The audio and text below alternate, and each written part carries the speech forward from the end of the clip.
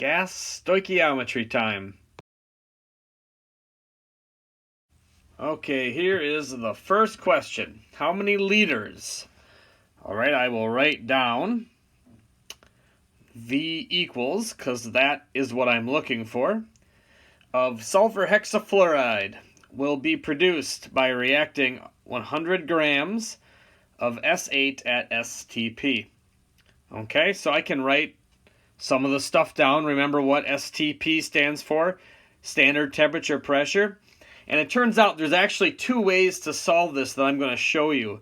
So I'm going to do it both ways so you can see it. Okay, so first thing I have here, the mass of S8 is 100 grams. And the the pressure, standard pressure is 100 kilopascals.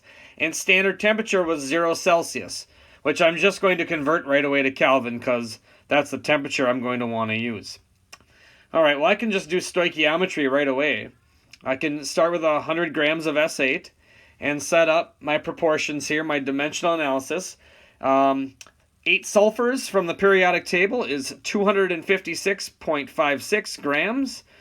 That's grams of S8 for every 1 mole of S8. And then I can just use the balanced chemical reaction. The fact that every 1 mole of S8 that reacts produces 8 moles of SF6.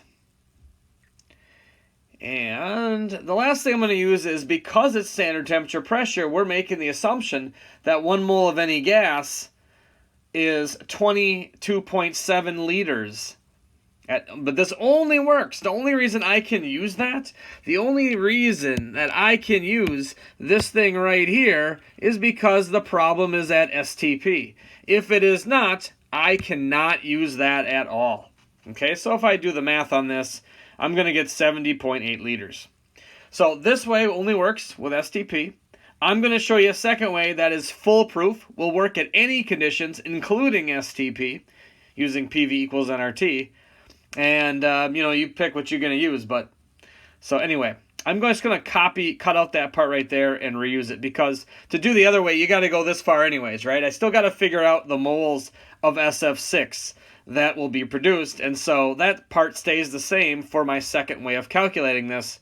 I just left off the 22.7 liters per mole. Okay, so this is the second way now, right? I get 3.12 moles of SF6 are what's produced. And that's going to be my N in the ideal gas law equation. All right, and then I will set that up. PV equals nRT.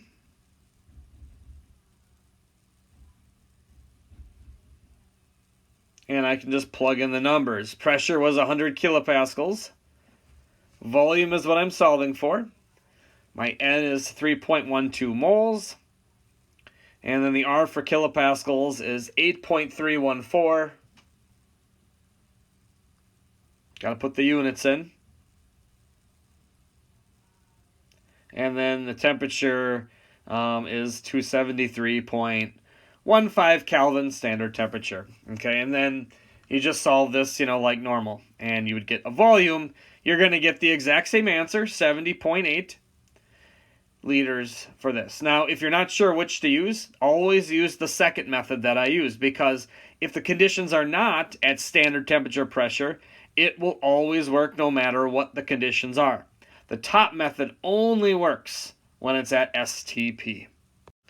All right, for this second question, I would suggest you pause the video, and I'm going to let you try to figure it out, and I'm going to give the answer in a second. All right, hopefully you've solved it now. The answer I get for this question is volume equals 102.5 liters. For this one, I just want to share something about it. I've modeled it after a real-life event. NH4NO3, this stuff right here, is a solid. And it's called ammonium nitrate, very common component in fertilizer. And it can detonate, too. It's very good for nitrating soils, so that's why it's used for fertilizers. But it can also break down and decompose in the reaction that you see listed there into nitrogen, oxygen, and water gas. And so this one was used in 1995 in the Oklahoma City bombing. And if you're not familiar with the Oklahoma City bombing, I encourage you to go onto Wikipedia and read up about it. And it's pretty interesting. I was in high school at the time, and I remember it was kind of a big deal at the time. Okay, so what this guy did was he got one of these Ryder trucks. And if you're not familiar with Ryder, it's like a U-Haul. And he had about 2.5 million grams of ammonium nitrate in a solid. Particles in a solid are very close together, so compared to gases, solids don't take up a lot of space. So he had this truck. It was approximately about 50 cubic meters was the size of the ammonium nitrate in the truck as a solid. All right, so if a cubic meter, think of it. Think of a cube 3 feet roughly by 3 feet by 3 feet. So it had about 50 of those 3 feet by 3 feet by 3 feet cubes full of this powder. And if you've seen a big U-Haul, that's about the size of it, okay? Well, he detonated this off to blow up a federal building in protest, and the conditions outside that day were about 1 atmosphere in Oklahoma City. It was about 21 degrees Celsius outside, and you can see now that it went from a solid to a gas. That's how explosives work. That's why they're effective.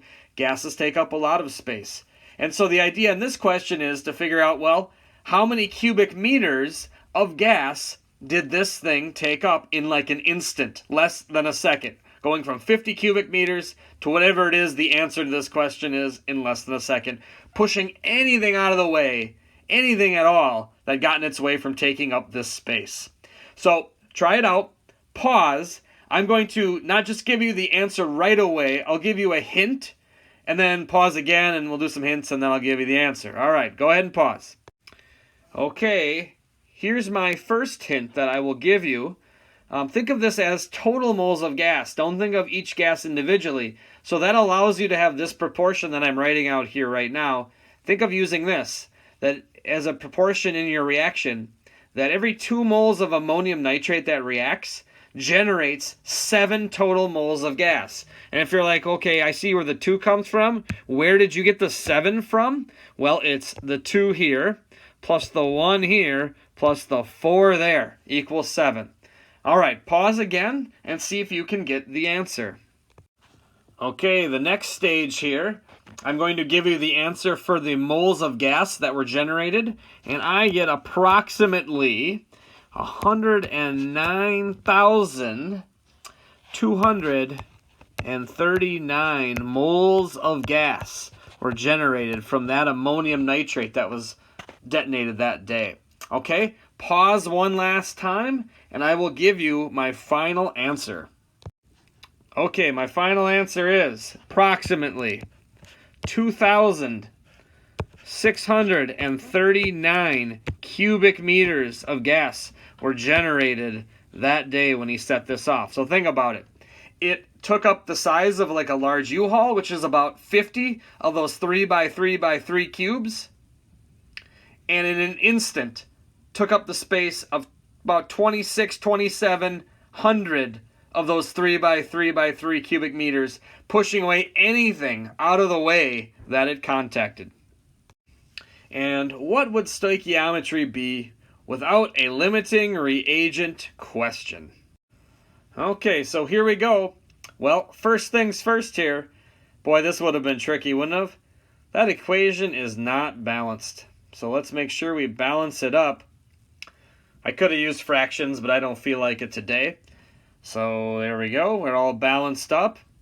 I need to figure out the moles of each of my reactants. I have amounts of S8 given, and I have amounts of F2 given, so I need to figure out moles of that. So the S8's a solid.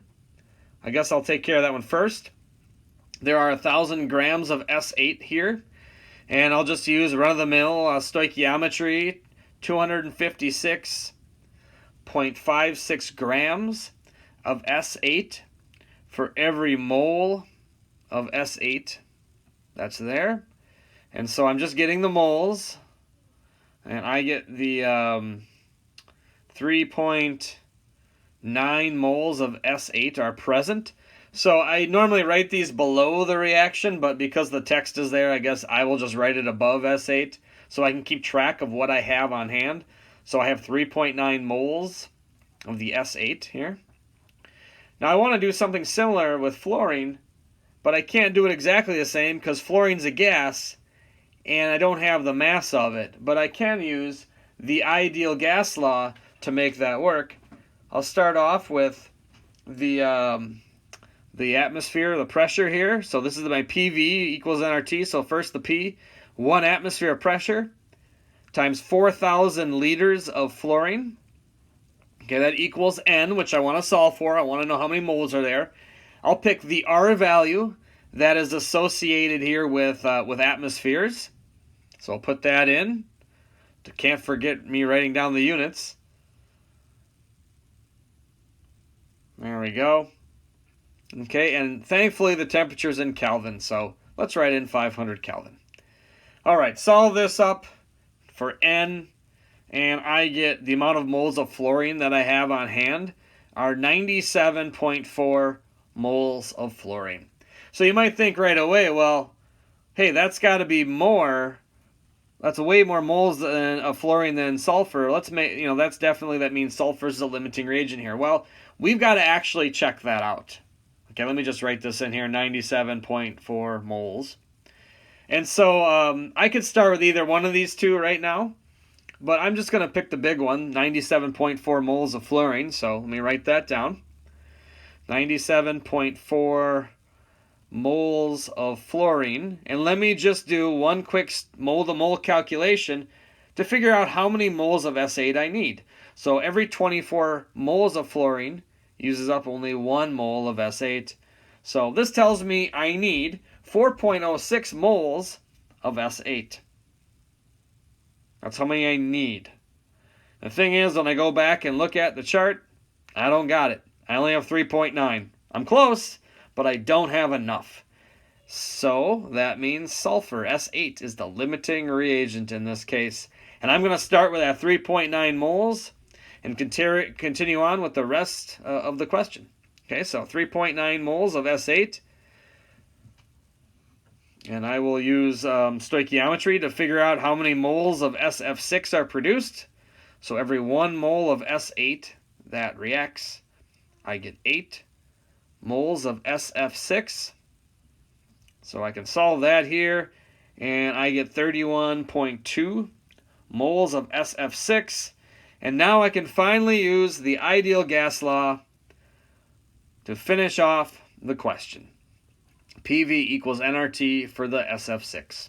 So my pressure is 1 atmosphere. The volume is what I'm solving for here.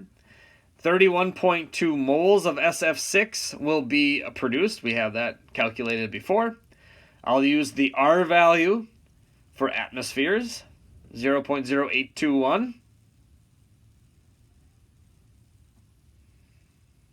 And then I will lastly fill in the temperature, 500 Kelvin.